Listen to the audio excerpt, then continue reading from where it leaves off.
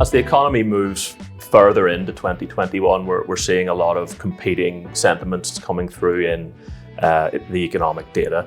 We're seeing on the one hand a hope emerging through the vaccine and the successful rollout of that, and the hope that then consumer confidence will drive off the back of that, and as restrictions lift, the ambition would be for lots of pent-up demand to release back into the economy.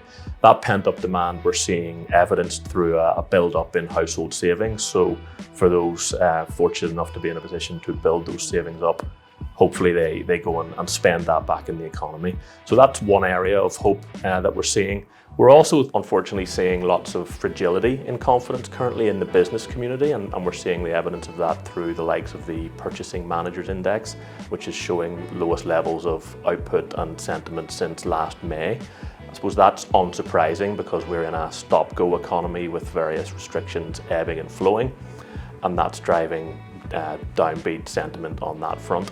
And then we're also seeing the competing sentiment of confusion and frustration driven by the Northern Ireland Protocol and how that's working through, and the new trading arrangement between GB, Northern Ireland, UK, Europe.